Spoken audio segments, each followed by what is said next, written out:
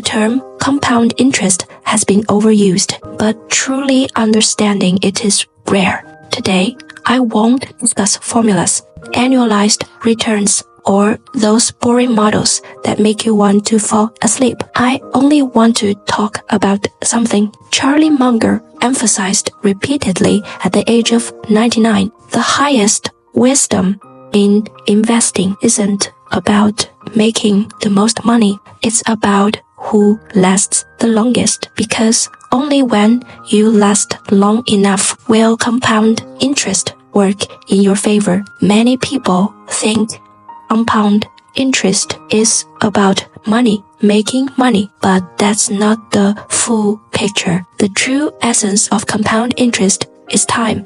Uninterrupted, you can run slowly, but you can't quit halfway. The reality is harsh. The market has no shortage of smart people, but what it lacks are people who can stay in the game. If you look through history, the Great Depression, the oil crisis, the dot-com bubble, the financial crisis, you see that those who fell weren't the dumbest ones, but rather the most confident, the most aggressive, the easiest to tempt. Take the Great Depression in the 1930s. For example, it wasn't just data. It was life. It was the middle class on the streets selling apples. It was good farms being repossessed by banks. It was a family's decades of savings wiped out in a single economic downturn. That generation eventually learned a critical lesson. Debt is not a tool. It's an amplifier. In good times, it amplifies gains. In bad times, it amplifies destruction. Charlie Munger saw all of this firsthand when he was young. That's why he spent his life emphasizing one thing: don't do anything that could get you out of the game. Notice a detail Munger and Buffett never talk about: how much they want to make. What they keep saying is, don't go bankrupt. It sounds unambitious, doesn't it? But it's that very lack of ambition that allowed them to survive until compound interest truly exploded in their favor. In the 1970s, when inflation was spiraling out of control in the US, oil prices doubled and the stock market plummeted.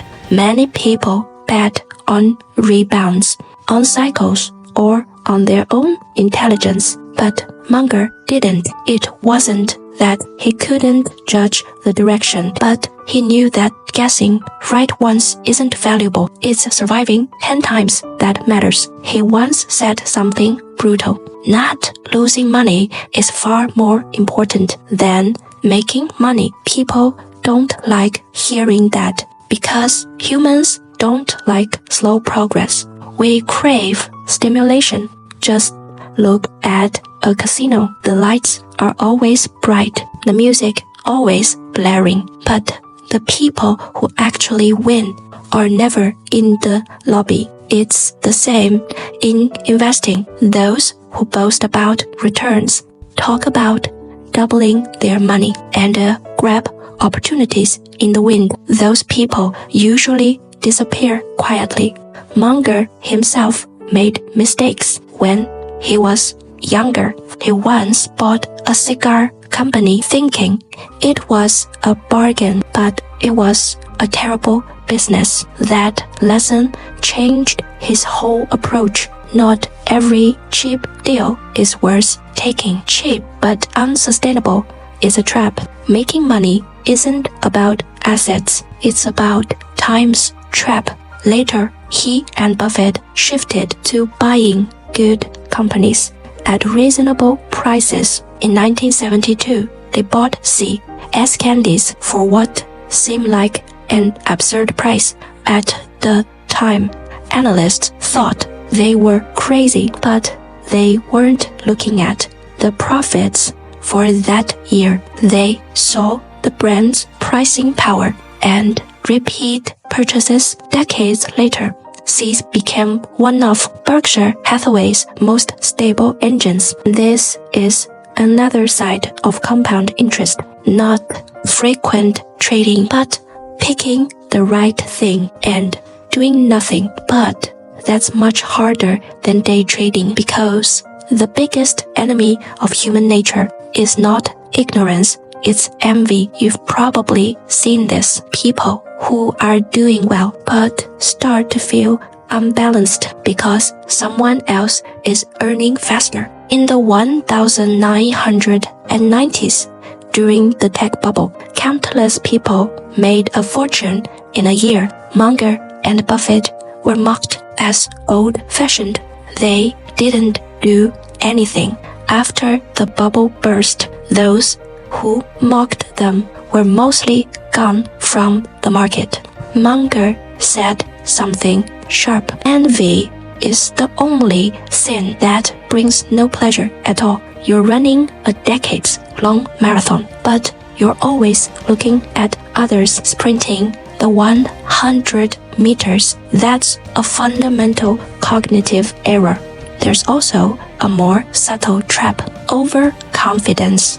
After reading a few articles and attending a few presentations, you think you understand the industry. Munger's approach is the opposite. He spent his life saying, "I don't know." He didn't understand the airline industry, so he avoided it. He stayed away from crypto for decades because he didn't get it. He didn't try to understand everything. That's not conservatism.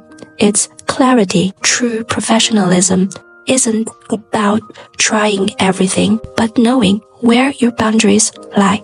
There's also a key question. Do you see stocks as chips or as a part of the business? Employee mindset sees price. Owner mindset sees business. Short-term people are always chasing trends, but long-term thinkers only care about whether the cash flow can sustain itself. Munger repeated 3 things throughout his life: stay away from debt, stay away from drama, and stay away from foolish people. Debt will force you out at the worst time. Drama will cloud your judgment. Foolish people will drag you into the abyss. During the 2008 financial crisis, the survivors weren't the ones who predicted it best. They were the ones with the least debt. That's the cold, hard truth of compound interest. It doesn't reward cleverness. It rewards restraint. So the core of compound interest is never about how much you make. It's about whether you can keep playing. You don't need extraordinary talent. You don't need to catch the latest trend. You don't even need to beat the market every year. You just need to do a few things. Don't borrow money you can't repay. Don't touch things you don't understand. And don't let short-term fluctuations ruin your long-term plan. Leave the rest to time. The market rewards the patient and eliminates the impatient. Finally, here's a heartfelt truth. Money isn't everything, but without it, nothing can be done. Your first savings, whether it's 10,000, 20,000, or 50,000, isn't about the amount. It's about the first time you stop being pushed around by life and start steering the ship yourself. A person's fate doesn't change on the day they get rich. It changes the moment they save their first substantial amount of money. From that day on, you start making decisions, testing future possibilities. That money isn't just numbers. It's a lighthouse, a direction, and the confidence to renegotiate with fate. May you save your first savings soon, and may it lead you to a world where you can breathe freely and be in charge of your own life.